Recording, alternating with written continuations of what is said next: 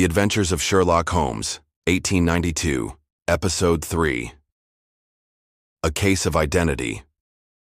Welcome back, fellow detectives. After witnessing the ingenious deception of the Red-Headed League, you might think you've seen the depths of criminal creativity. But today's case will show you that sometimes the cruelest crimes aren't about money or jewels. They're about the human heart. Have you ever wondered how far someone might go to control another person's life? Prepare yourself for one of the most emotionally devastating mysteries Holmes ever encountered.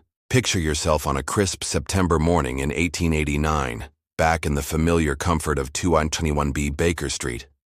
Holmes is examining a collection of typewritten letters through his magnifying glass when Mrs. Hudson announces a visitor. Up the stairs comes a young woman who immediately captures your sympathy.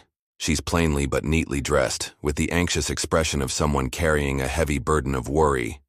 "Miss Mary Sutherland," she introduces herself, settling nervously into the client chair. "I've come about my fiancé, Mr. Hosmer Angel. He's disappeared without a trace, and the police say there's nothing they can do about a grown man who chooses to leave." But notice how Holmes is already studying her with intense interest. What details might he be observing? Look at her hands, her clothing, her posture. Can you spot the clues that will prove crucial to solving this mystery? Think about what her appearance might reveal about her circumstances and character.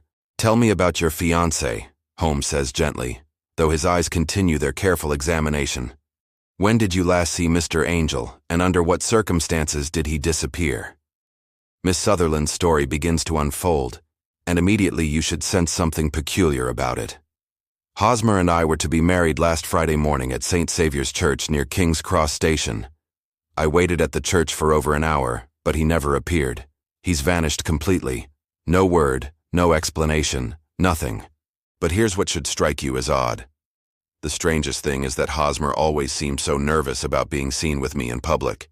He would only meet me in the evenings, and he insisted we always travel in separate cabs to avoid being noticed together. What kind of man behaves so secretively with his own fiancée?"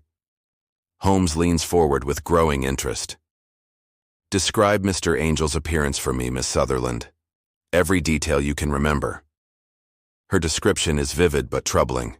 He was rather tall and pale, with tinted glasses and a slight stammer. He always wore gloves, even indoors, and had the most peculiar habit of speaking in whispers, claiming he had a weak throat. Now think about this carefully, detective. What do all these characteristics have in common? Tinted glasses that hide the eyes, gloves that conceal the hands, whispered speech that disguises the voice, and a preference for meeting only in dim evening light. What might someone be trying to conceal with such behavior? Miss Sutherland continues with growing emotion. "But despite his oddities, Hosmer was the most romantic, devoted man imaginable.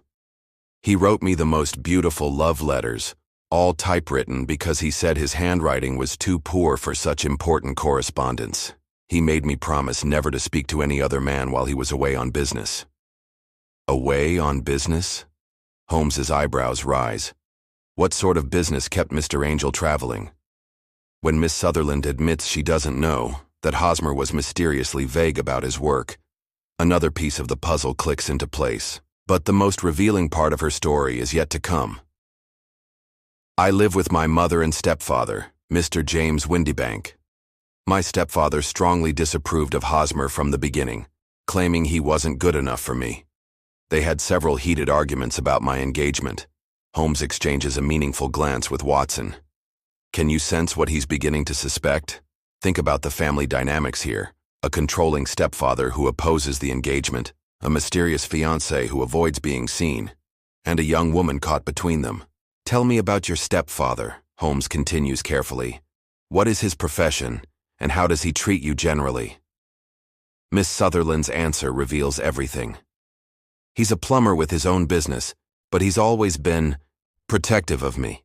Perhaps too protective. He says no man will ever be good enough for his stepdaughter." The picture becomes clearer when she mentions her inheritance. "When I turned 21 last year, I came into $2,500 from my uncle's estate. The income from this, about $4 per week, provides quite comfortably for all of us." Now you're seeing the real motive, aren't you, detective? Holmes requests to see the love letters from the missing Hosmer Angel, and what he discovers confirms his growing suspicions. The letters are passionate, but oddly impersonal, typewritten on unusual paper, and signed with an elaborate signature that seems designed to obscure rather than identify. Miss Sutherland, Holmes says carefully, I need to ask you some difficult questions about your stepfather. Does he have access to a typewriter? Has he ever shown unusual interest in your correspondence or daily activities? The young woman looks puzzled. Well, yes, he has a typewriter for his business correspondence, and he does ask many questions about where I go and whom I meet. But surely you don't think... Holmes doesn't answer directly, but instead asks for samples of her stepfather's business correspondence. When he compares the typewritten letters from Hosmer Angel with those from James Windibank's plumbing business, the evidence becomes undeniable. They were typed on the same machine. But the most damning evidence comes when Holmes examines the handwriting. Despite Hosmer Angel's claims of poor penmanship, his signature shows the same distinctive letter formations and pen pressure as James Windibank's writing, just disguised with elaborate flourishes. Miss Sutherland, Holmes says gently, preparing to deliver devastating news. I'm afraid your fiancé Hosmer Angel never existed as a separate person. He was a creation, an elaborate disguise designed to control your life and keep you from forming real attachments. The poor woman stares in complete bewilderment. I don't understand. I spoke with Hosmer, I walked with him, I was going to marry him. How can you say he doesn't exist? Holmes explains with careful compassion. Your stepfather created the character of Hosmer Angel to prevent you from marrying anyone else. By becoming your devoted fiancé himself in disguise, he could control your romantic life while maintaining his influence over your inheritance. The scheme was diabolically clever. Windibank would disappear periodically on business trips as himself, then reappear as the mysterious Hosmer Angel to court his own stepdaughter. The tinted glasses, gloves, and whispered voice all helped conceal his true identity, while the typewritten letters avoided the risk of handwriting recognition. But why would he go to such elaborate lengths? Miss Sutherland asks, still struggling to comprehend the deception. Holmes's answer reveals the cruel psychology behind the plot. As long as you believed yourself engaged to Hosmer Angel, you wouldn't seriously consider other suitors. Your stepfather could keep you at home, unmarried, and continue benefiting from your inheritance indefinitely. The final proof comes when Holmes arranges a confrontation. He sends word to James Windibank to come to Baker Street immediately regarding his stepdaughter's case. When Windibank arrives, Holmes presents him with the evidence, the matching typewriter samples, the similar handwriting patterns, and the convenient timing of his business trips with Hosmer Angel's appearances. Faced with undeniable proof, Windibank initially tries to bluster and deny, but Holmes cuts through his protests. Mr. Windibank, you have perpetrated one of the cruelest deceptions I have ever encountered. You have manipulated this young woman's emotions, stolen years of her life, and prevented her from finding genuine happiness. The confrontation reveals Windibank's true character, a controlling, manipulative man who saw his stepdaughter not as a person deserving of love and freedom, but as a financial asset to be protected and exploited. His scheme was more about power and control than money. What will happen to him? Miss Sutherland asks, still reeling from the revelation. Holmes's answer shows the limitations of justice in such personal crimes. Unfortunately, no law has been broken that would interest the courts. Impersonating a fictional person isn't technically fraud when no money changed hands. Mr. Windibank will face no legal consequences. But Holmes delivers his own form of justice with a warning that chills Windibank to the bone. However, if you ever attempt such a scheme again, if you continue to manipulate Miss Sutherland's life in any way, I will ensure that your reputation and business suffer consequences that the law cannot impose. As Windibank slinks away, defeated but unpunished, Holmes turns to console the devastated Miss Sutherland. I know this revelation is painful beyond measure. You've been robbed not just of a fiancé, but of your trust in the people closest to you.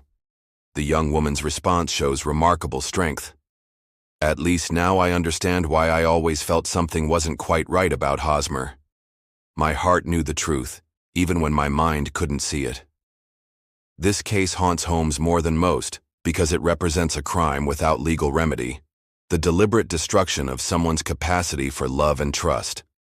Some of the worst injuries, he reflects, are inflicted not by strangers seeking money, but by those who claim to care for us most.